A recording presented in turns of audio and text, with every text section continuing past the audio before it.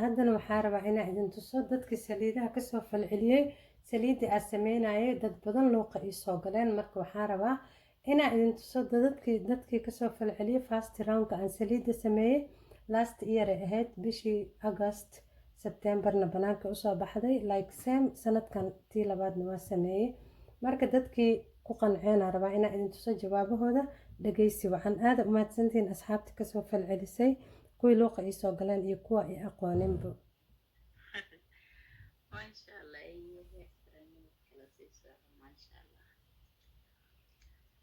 maashallah way shiicanta wallahi maxaan rabnaa wax iska dheena ahaan ku dhahay meeqaa sana camal mise meeqaa bilooda isticmaalaysa oo saliidan aad tijaabinaysa maxaan rabnaa haddaan wax kaa weydiiy saliidan istire saliidana laylaha anigu waan ku qannahay waa inaa hablaha iyo muslimiinta dhammaana noogu faa'iideeyo way ku qancisa adiga marka anagana wayna qancisa waana nagu qanacsiisa maasha allah ee adiga meeqaa bilood ama meeqaasna isticmaalaysa sanad saliidan haddaa marsanayso waa lagu ganaaxi intaa maxaa u haysa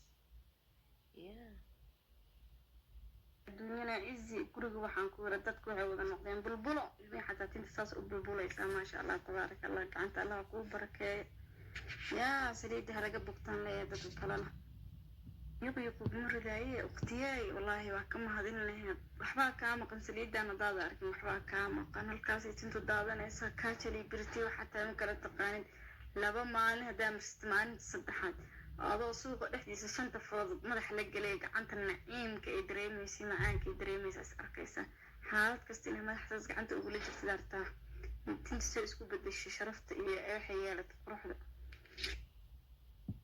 thank you all asxaabta saliida kasoo falceliyeen haddaa ka xumaateen inaa codkiina banaanka keeno karaali noqda anyway waa idinka mahad celinayaa saliida si idiin qancisay aa uga hesheen haddaa u baahantihiin mar labaadna waa naga heli doontiin insha allah meelo badan oo lagala xiriiray leedahay marka asxaabta waa kaasaa haddana recibigeena aan gudagelaynaa remedigeena daabasho wacan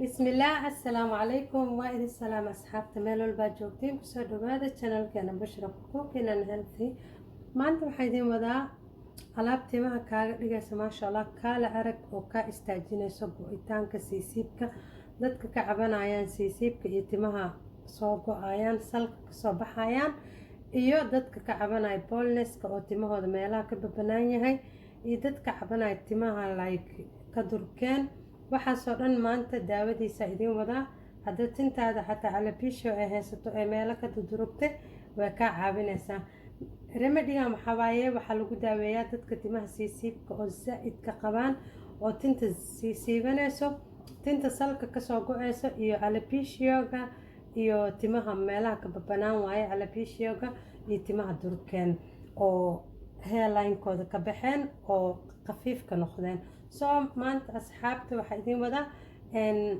oniona idin wadaa saa ujeediin oniona meeshaan ku haysanaa waxaa kaloo haysanaa black pepper waa la yaabi doontiin umaleyna laakiin saa-iday ugu shaqeysaa dhinaca timaha maxay haysataa contains vitaminyaale haysataa folic acid ay haysataa maxaa kaloo hoosanaa sweet almond optional waaye saliiddaa rabtid aa ku isticmaali kartaa haddaa rabtid almond oil la qaadanaysa haddaa rabtid mustard oil la qaadanaysa haddaa rabtidna custard oil haddaa rabtidna coconut any oil a kuugu shaqeynaysaa ama olive ani marka favorite-keyga labadan saliid waaye soo qumbana way fiican tahay soo maanta maxaa sameyneynaa hair spray sameyneynaa oo madaxa aa ku spray gareynaysid aa kadibna ka dhaqaysid si timo badan oo thick ah oo maxaa la strong oo xabadoodana adeeg noqoto oo culeys ah thick hair inaa heshid oo timo culeys ah waxaa sameyneynaa kan waa hooleynaa hadda maxaa u baahan tahay grinderkan kan oo graterka u baahan tahay waa grate gareyneynaa bahashan basasha grate gareynaa juicekeeda u baahanane soo alaabtan maxaa lagu treat gareeyaa alopeciaga baldness hair waxyaalahaas dhanay treating u tahay thin hair timaha oo khafiifka ah waxaas dhanay kaa caawinaysaa timo waxaa helaysaa oo kaale arag maasha allah oo thick ah strong shiny oo healthier. intaasaa helaysaa timo healthy oo shining oo silky oo qurux badana helaysaa. maxaa kaa maqan markaas asxaabta? soo dhawaada insha allah. su-aalaha isoo weydiiseen waa idinku jawaaba intaa ka gaara insha allah. waa isku dayaa try my best. so kana hooleynaa, kadib juuskiisaa qaadanaynaa.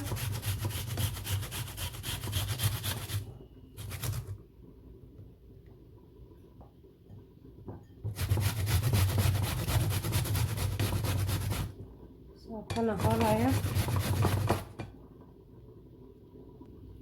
waa kaasaa marka waa soo hoolay labadii xabo basasha. haddana maxaa u baahanahay juuskeeda inaan miirana u baahanaynaa insha allah. meeshaan ku shub, then basasha maxaa ka qaadanaynaa, juuska ka qaadanaynaa asxaabta. basashaada inay saan ahaato waaye barbal zaa'id basasha markay zaa'id dark u tahay ee ka fiican tahay basasha cad. dhanka timaha aaday kaa caawinaysaa, timaha bolneska siisiibka way ka istaajinaysaa. garantii waaye alaabtan 2 weeks haddaa isticmaashid adaaba arkaysid wax badan timahaagana ka dareemaysid. okay asxaabta, so as you can see hadeertaan saa u aragtiin waa kaay juuski waa kaasasaa u jeedin. waxaa sameynaynaa marka, waxaa soo qaadanaynaa black pepperka soo qaadanaysaa. waxaa rabaa inaan bakeerigan ku shubo.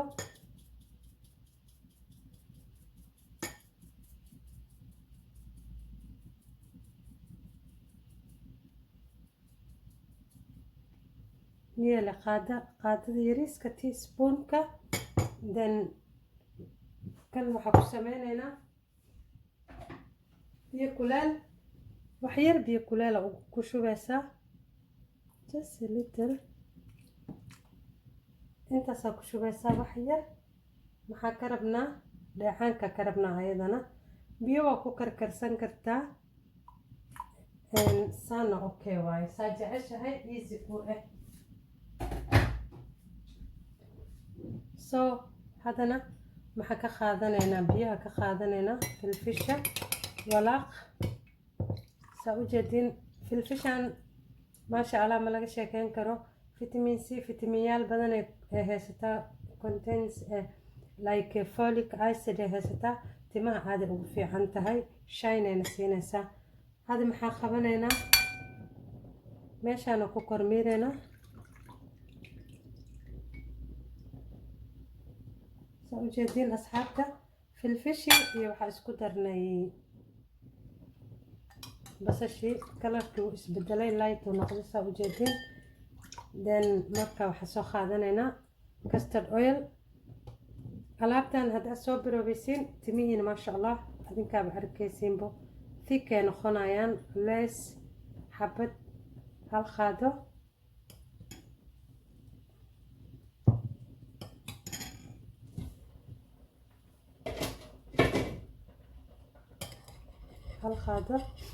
oo custard oil si fiican ugu qasaysaa.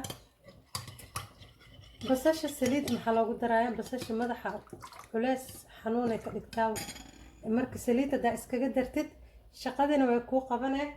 maxaa la dhahaye madaxana makaa xanuujinayso. dadka oo basasha dhib ku qabaana waxaa ku bedelan kartaa sanjabiil oo ku bedelan kartaa. sanjabiisha iyo basasha iyo toonta isku shaqey sameeyaan. haddana maxaa ku darsanaynaa 2 qaado oo wax mustard oil. marka aan labadan saliida isticmaalaa, adiga waxaa jeceshahay isticmaal. saliid waxaa isticmaali kartaa coconut, almond. hadda almond marab inaan ku daro, soo labadan saliida ka badan. then saana iskugu qasaysa asxaabta.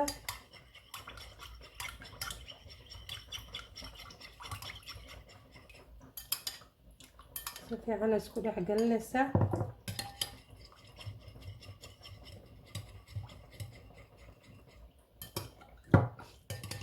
ilaa si fiican ay isku dhex gasho saliidda iyo basasha iyo filfilka. kadibna maxaa ku sameynaysaa, cotton qaadanaysaa, timahaaga ku masaajaysaa like timaha lafta iskalbiga ku masaajeysaa ilaa hoos ilaa kor ilaa tinta afkeeda liidkeeda ilaa kor hoos kuli meel aad ka dhaafaysa ma lahan. dina waa ku duubeysaa waa ku joogeysaa. timahaaga hadday badan yihiin intaa camala kugu filan. ani hadda intaana samaysta tinteeda xoogaa way badan tahay. hadday timahaaga yar yihiinna hal xaba ku shubanaysaa. timahaaga hadday badan yihiin ee dhaadheer yihiinna 2 xabo basal intaanoo juice okay waaye iyo filfishi hal qaado yar. iskalbigaaga muxuu noqonaa asxaabta nadiif kaala arag. maxaa la dhahay timahaaga adaaba arkaysid 2 weeks 1 week ugu horeeyo waxaa isticmaalaysaa 3 times in a week. 3 mar 2 jeer isticmaalaysaa weekii. tintaada adaa arkaysid haddii meel kaaba banaaneed waa buuxsamaysaa. haddii oo timahaaga khafiif ahaayeen maxaa ka dareemaysaa culays. haddii tintaada oo meelo kaaba banaaneen oo boolness aa haysatid asina maxaa dareemaysaa meelihii inay soo buuxsameen oo tina kuu soo baxayso. maxaa kuu imaanayo baby hair growthkaaga aada u fiicnaanaya.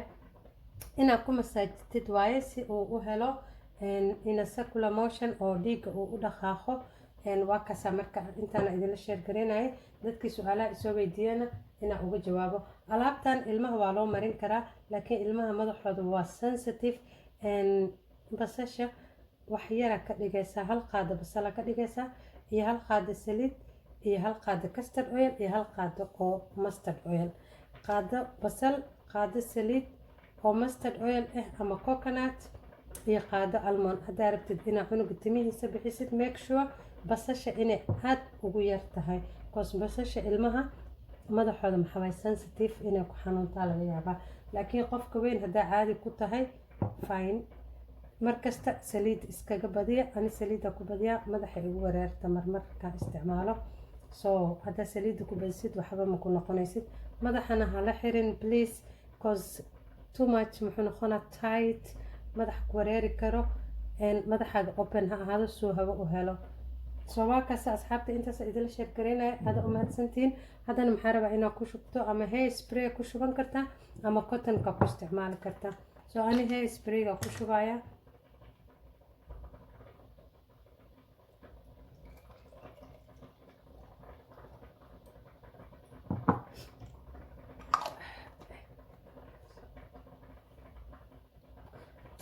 waa kaasa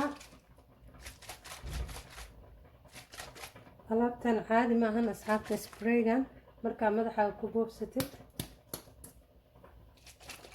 kaala arag waaye. timahaaga way kuu baxayaan. hal bil haddaa isticmaashid timahaaga isbedel weyna ku arkaysaa. thick hair aa yeelanaysaa oo badan timo badan oo dhaadheer aa yeelanaysaa insha allah. waa kaasa dadka isoo weydiiyey su-aalaha haddana ka jawaabeynaa. maxaa soo qabsanaya telefoonkeyga.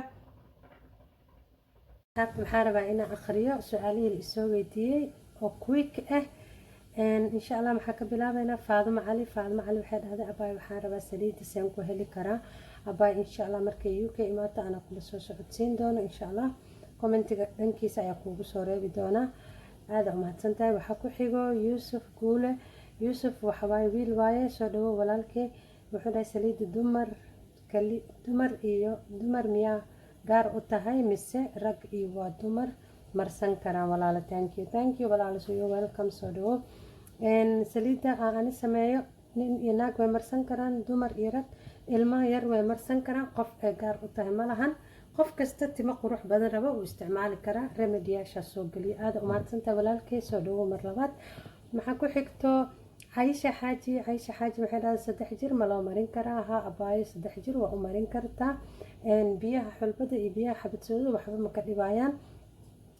hadda babyda 3 years waxaa ugu daraysaa hal qaado oo saliid qumbe ama saliid almond hadduu babygaaga 5 sano ka yar yahay qaado saliid iyo qaado oo almond ama qumbe ugu dar insha allah. timo qurux badan ayay yeelanayaan I hope insha allah. qofka u dambeeya maxaa waaye ayaan xaaji waxay dhahday abaay aniga saliida amla la dhaho ayaa isticmaalaa marsadaa timahana aad ayay iiga siibtaan. maxaan ku sameeyaa abaay timaha siisiibka ciladooda way badan tahay laakiin amla hadda way xumaatay.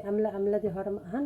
waxaa ku dhihi lahaa saliida amla iska dhaaf ha isticmaalin iyo faatika hadda meesha ku aragtid labadaas saliid ha taabanin sababtoo ah waa laga guuray remediyaasha seeti waxyaalaha ku sawiran laguma sameeyo waa la bedelay marka koley hase Indian families ma isticmaalaan mana isticmaalaan anakana soo maray fiicnaan jirtay hadda ma fiicno koley amlaha marsanna ku dhihi lahaa iyo faatika aada u mahadsan tahay saliido kaloo fiican raadso qumbe marso macsaro marso yaa simsim oil custard marso kuwaas ayaa timaha ku istaajin doono basashan iyo waxaana hadda soo geliyana insha allah isticmaal I hope timahaaga inay kuu soo laabtaan aada u mahadsan tahay dhammaantiin aada u mahadsantiin insha allah see you the next video assalaamu calaykum allah hafiis bye